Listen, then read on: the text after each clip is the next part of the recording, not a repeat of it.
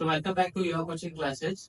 तो जैसे कि लास्ट लेक्चर में हमने डिस्कस किया था कि इन्वेस्टमेंट का मतलब क्या होता है, इन्वेस्टमेंट अकाउंटिंग का मतलब क्या होता है। आपको मैंने दो टाइप के इन्वेस्टमेंट के रिगार्डिंग बताया था, डिबेंचर इन्वेस्टमेंट होता है और शेयर्स का इन्वेस्टमेंट, राइट।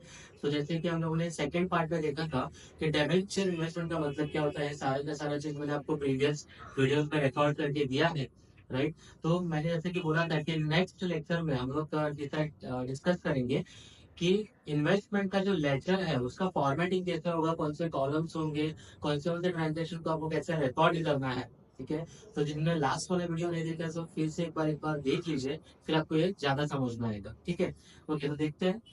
सो फर्स्ट इस तरीके का आपका इन्वेस्टमेंट का लेजर का अकाउंट रहेगा, राइट। सो इन दी बुक्स जो भी आपका पर्सन का नाम है, लेट्स सपोज करो मिस्टर ए, मिस्टर बी या मिस्टर सी, जो भी है, तो जैसे कि आपको लिखा है in the books of that person name. Okay. उसके बाद अगर आपको डेबेंचर का समय तो यहाँ पे लिखना है डेबेंचर अकाउंट। अगर बॉन्ड का समय तो यहाँ पे लिखना है आपको बॉन्ड अकाउंट। और कोई सिक्योरिटीज है तो सिक्योरिटीज अकाउंट लिखना है। यहाँ पे मैंने तीनों नाम लिखे थे, जैसा आपको समझेगा वैसे आपको लिखना है। ओके। तो सबसे पहला आपको जो ट्रांजेक्शन रहेगा, सबसे पहला वाला ट्रांजेक्शन जो कि मैंने बताया ना कि ओपनिंग ट्रांजेक्शन रहेगा, राइट। सो ओपनिंग को ऑलवेज आपको लिखना है डेबेंचर अकाउंट के डेबिट साइड में, कुछ इस तरीके से। To balance draw down and opening balance. Okay. ये ओपनिंग मैंने आपको समझने के लिए लिखा है, एग्जाम में आपको नहीं लिखना है। ओपनिंग का आपका फेस वैल्यू, उसमें कितना इंटरेस्ट आपका आउटस्टैंडिंग है वो आपको लिखना है। और ईआईपी लिखना है आपको। ईआईपी का मतलब मैंने आपको बताया था एक्स इंटरेस्ट प्राइस। ओके। ये सारा चीज आपको क्वेश्चन में दिया जाएगा। ओके। उसके बाद सेकंड आपको लिखना है टू बैंक अकाउंट। अगर आपने कुछ इन्वेस्टमेंट परचेज की है, नए डिबेंचर अगर आपने करंट ईयर में परचेज किया है, तो फिर आपको कहाँ पे लिखना है, डेबिट में लिखना है, टू बैंक अकाउंट करके। बट ऑब्वियसली आप अगर आप किसी कंपनी का डिबेंचर खरीद रहे हो तो आपको पैसा पे करना पड़ेगा, राइट। सो इसके लिए आपको लिखना है बैंक, और उसका फेस वैल्यू, उसमें कितना इंटरेस्ट इंक्लूडेड है, और ईआई एक्स इंटरेस्ट प्राइस यानी कि कॉस्ट। ओके। थर्ड चीज है, जैसे हमने परचेज किया है तो कहाँ पे लिखा है, डेबिट में। तो सेल करोगे तो बट ऑब्वियसली उसके अपोजिट में रहेगा, सेल्स क्रेडिट में रहेगा। बाय बैंक अकाउंट आपके समझने के लिए लिखा है मैंने यहाँ पे सेल्स। ओके। और यहाँ पे फेस वैल्यू भी लिखना है, इंटरेस्ट भी लिखना है, और ईआईपी भी लिखना है उसका। ये सारा चीज आपको क्वेश्चन में दिया जाएगा। अभी ये तो चीज आप देख लो ना, इंटरेस्ट का जो कॉलम देख रहा हो, तो एक इंटरेस्ट ये हम लोग सेपरेटली कैलकुलेट करके रखेंगे। उसका वर्किंग नोट भी मैं आज आपको एक्सप्लेन करने वाला हूँ। तो नेक्स्ट स्लाइड में वो भी है। ओके।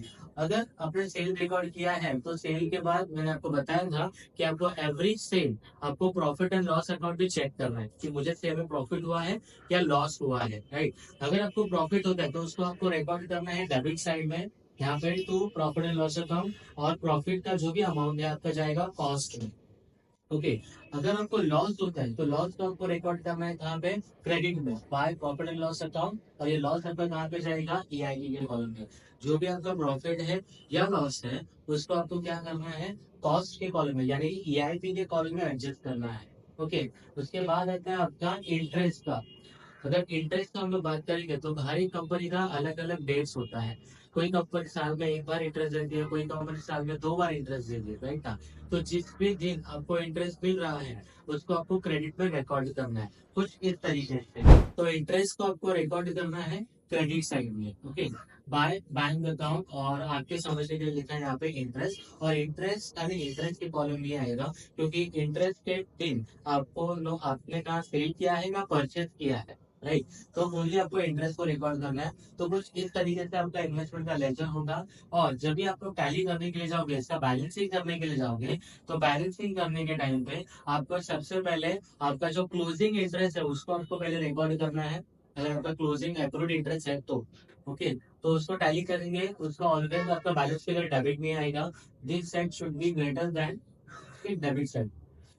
तो यहाँ पे लिखेंगे तो प्रॉफिट एंड लॉस अकाउंट, जो आपका अल्टीमेट इंटरेस्ट है, ये इंटरेस्ट आपको मिले हैं और ये इंटरेस्ट आपने पे किए हैं बाई परचेज और ओपनिंग। ओके। सो जो भी बैलेंस इंटरेस्ट है वो आपको प्रॉफिट एंड लॉस में जाएगा क्लोजिंग डेट में, जो भी 31 मार्च भी हो सकता है। ओके। उसके बाद आपको सेकेंडली टैली करना है फेस वैल्यू। सो फेस वैल्यू को टैली करोगे तो बट ऑब्वियसली आपका बैलेंस फिगर यहाँ पे आना चाहिए। ओके।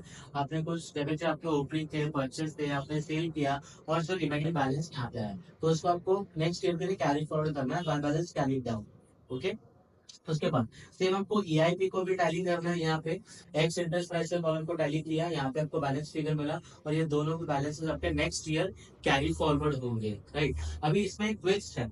इसमें ट्विस्ट इस तरीके का है कि कुछ समय आपको है ना क्लोजिंग वैल्यूएशन भी दिया जाएगा।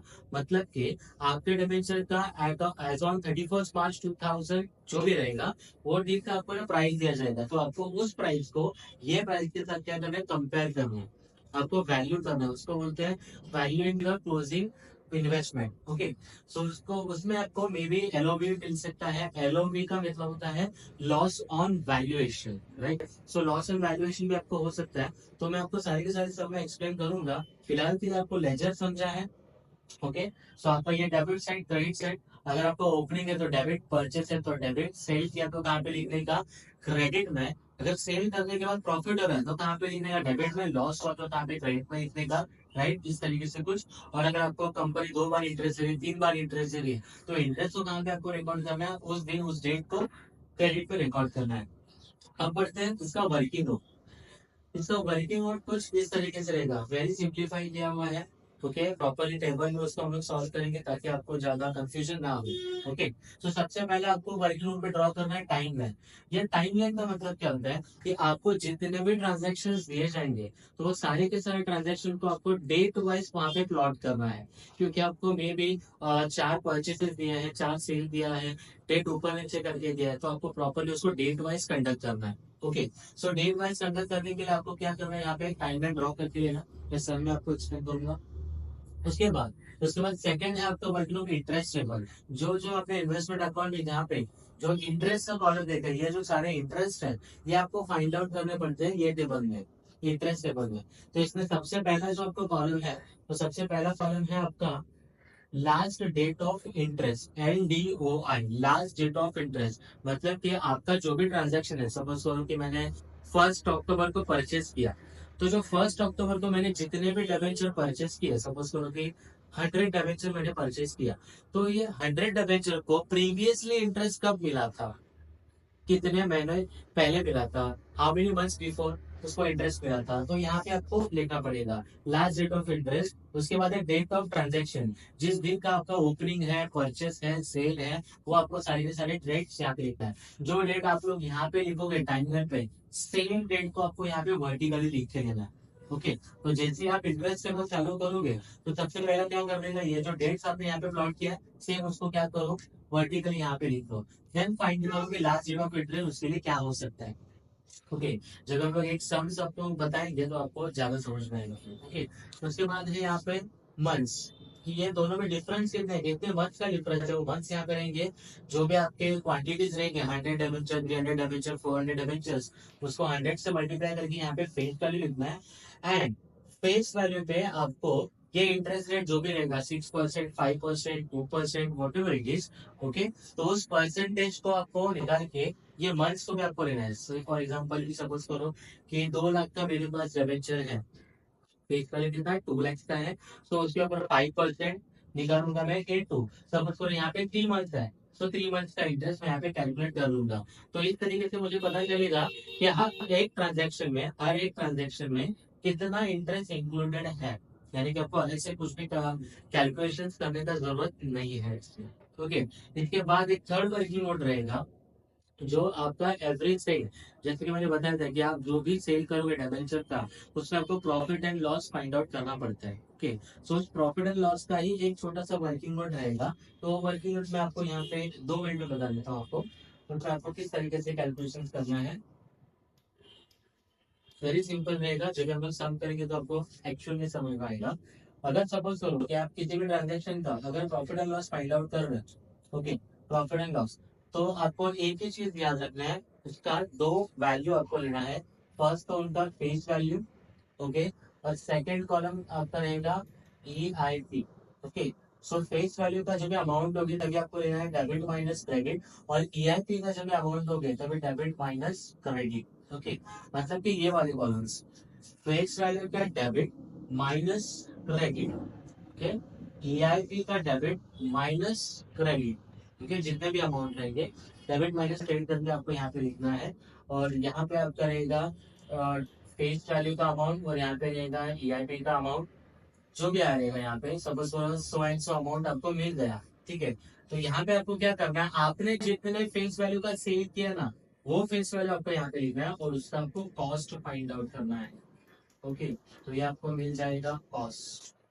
ओके, देन आपको तो पता ही है simple calculation, selling price minus अगर कॉस्ट करोगे तो आपको मिल जाएगा प्रॉफिट या लॉस। तो आपको जो कॉस्ट मिला वो कॉस्ट यहाँ पे लिखो, सेलिंग प्राइस आपका जो भी रहेगा, जैसे कि सेल को रिकॉर्ड किया तो ये वाला होता है आपका सेलिंग प्राइस। ओके, तो इस सेलिंग प्राइस को आपको यहाँ पे लिखना है, माइनस करके आपको पता चल जाएगा। अगर नेगेटिव अमाउंट आता है, नेगेटिव आया तो लॉस, पॉजिटिव आया तो यहाँ पे प्रॉफिट। ओके, तो इस तरीके का कुछ अपने को लेजर बनाना है डिबेंचर इन्वेस्टमेंट के लिए, और इसको वर्किंग नोट मैंने आपको यहाँ पे एक्सप्लेन किया है। ओके, सो नेक्स्ट पार्ट में हम लोग देखेंगे यहाँ पे कि एक सम को प्रॉपर्ली किस तरीके से सॉल्व करना है। डिबेंचर का ही एक सम हम लोग लेंगे और जिसमें आपको पूरा सॉल्व करके बताएंगे कि किस तरीके से उसको रिकॉर्ड करना है, कैसे टोटल करना है, कैसे वर्किंग नोट से बनाने हैं।